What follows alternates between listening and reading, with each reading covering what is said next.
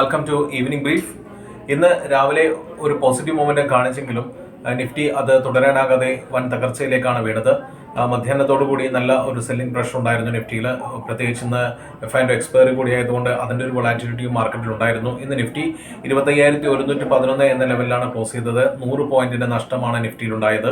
Bank Nifty 56,828 point എന്ന നിലയിൽ close ചെയ്തു. 340 പോയിന്റിന്റെ നഷ്ടമാണ് ബാങ്ക് നിഫ്റ്റിയിലുണ്ടായത്. സെൻസെക്സ് 375 പോയിന്റ് നഷ്ടം രേഖപ്പെടുത്തി.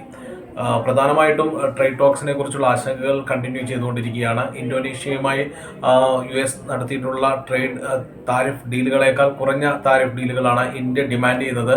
പക്ഷേ ചർച്ചകൾ തുടരുകയാണ്. അതിനെക്കുറിച്ചിട്ട് ഒരു ക്ലാരിറ്റി ഇതുവരെ വന്നിട്ടില്ല. അത് മാർക്കറ്റിലൊരു അൺസർട്ടനിറ്റി സൃഷ്ടിക്കുന്നുണ്ട്. ഒപ്പം FISന്റെ ഭാഗത്തു നിന്ന് നല്ലൊരു സെല്ലിംഗ് പ്രഷർ മാർക്കറ്റിൽ ഉണ്ടാകുന്നുണ്ട്. പിന്നീട് ഇന്ന് നിരാശപ്പെടുത്തിയത് IT സെക്ടറായിരുന്നു. IT-യിൽ വീണ്ടും ഒരു സെല്ലിംഗ് പ്രഷർ തന്നെയാണ് തുടരുന്നത്.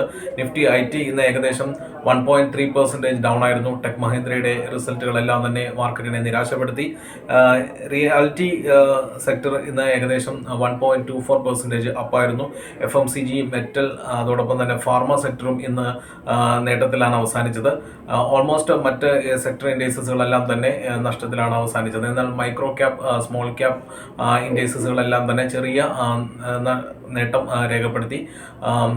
അപ്പോൾ ഇനി മാർക്കറ്റ് വെയിറ്റ് ചെയ്തുകൊണ്ടിരിക്കുന്നത് ഈ ട്രേഡ് ഡീലുകളെ കുറിച്ചുള്ള വാർത്തകളും അതിനുള്ള കൺഫർമേഷനാണ്. അടുത്ത ദിവസങ്ങളിൽ അത് വരും എന്ന് പ്രതീക്ഷിക്കാം. അത് നിഫ്റ്റിക്ക് ഒരു പോസിറ്റീവ് മൊമെന്റം സൃഷ്ടിക്കുമോ എന്ന് ഓരോ സെക്ടറിനെ സ്പെസിഫിക് ആയിട്ടുള്ള ഒരു അനാലിസിസിലൂടെ മാത്രമേ നമുക്ക് അറിയാനായിട്ട് സാധിക്കത്തുള്ളൂ.